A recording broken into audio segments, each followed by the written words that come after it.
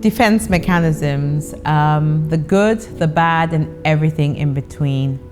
Carol and I had a long conversation, and it was a good learning experience.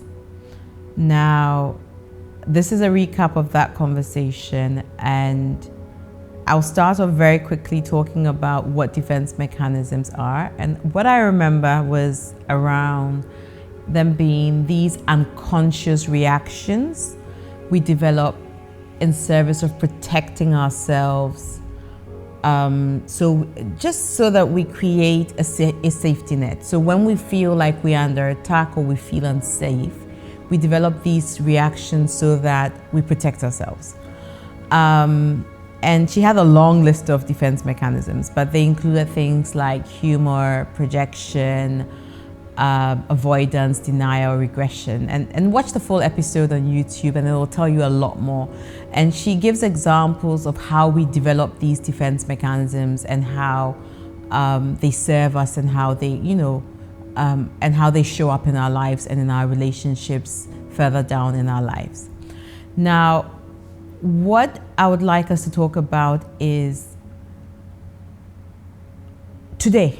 Like after you've grown up and you have all these defense mechanisms, right? What do they mean, right?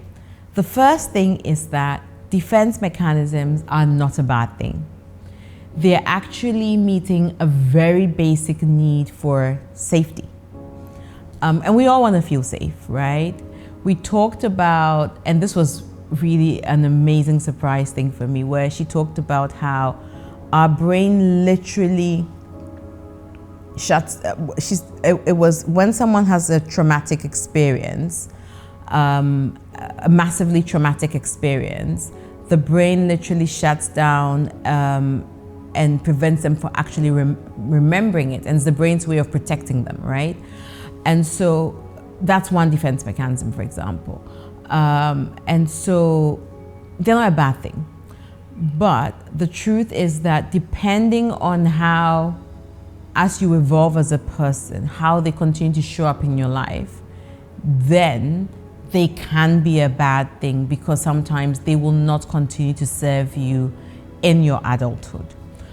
So the second thing is parents need to be more aware of how children are raised, because defense mechanisms are often born out of the experiences from our childhood, right? Often negative experiences, or how kids are reacting to things that are in their immediate environment. Another thing that was really interesting to learn was that not all defense mechanisms are born out of a negative experience. Well, an intentioned negative experience, I'll put it. So sometimes you might be doing something that you think is positive or is well-intentioned, like being an overly attentive or present parent, right? And that can birth a defense mechanism where you lack accountability, right? And so it's just being mindful that certain defense mechanisms can be, born out of a positive thing. The next thing is all defense mechanisms can be linked to whether a child felt safe as a child, or if a child grew up in an environment where they felt safe to figure out their emotions. A lot of the time, a child might be, trying to protect themselves because they couldn't express how they felt or what they were going through. So those were some key nuggets that I picked out. There was so much to learn, right? I could go on and on and on and on and on. But another so what in all of this is, so I've picked up all these defense mechanisms as a child, right? And this 45-year-old, and now these defense mechanisms no longer serve me. How do I navigate that today? The first thing was being willing to listen to feedback.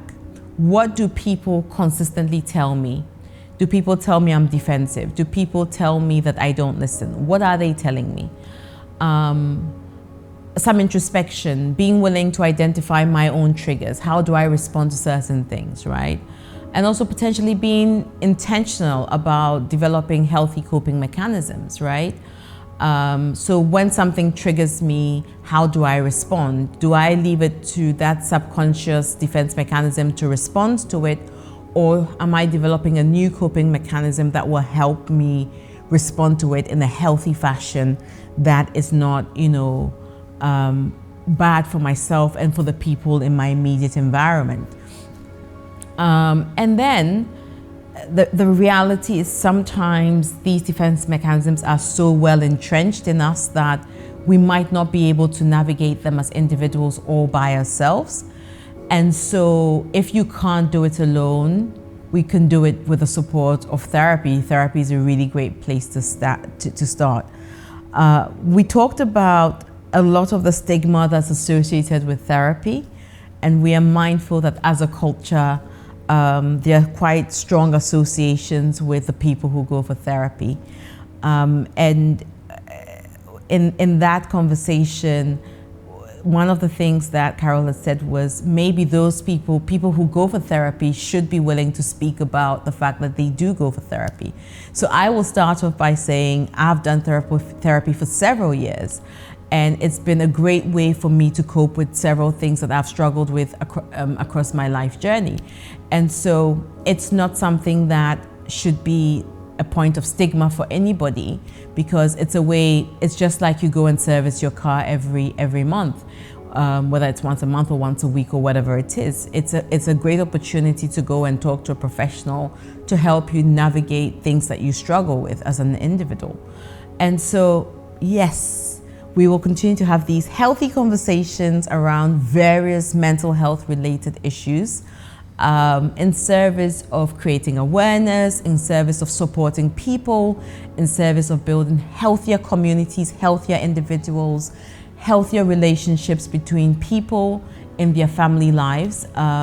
Because a lot of families, a lot of communities, a lot of children are struggling with different things, right? And our families are breaking down. And we want to be able to have fathers and mothers and, grandparents and communities that are in a healthier and better place, just so that we can, build stronger communities. So thank you for listening to this, and take that bold step, talk to a professional therapist, and let's all get the help that we need in service of making our families and our communities a better place. Thank you.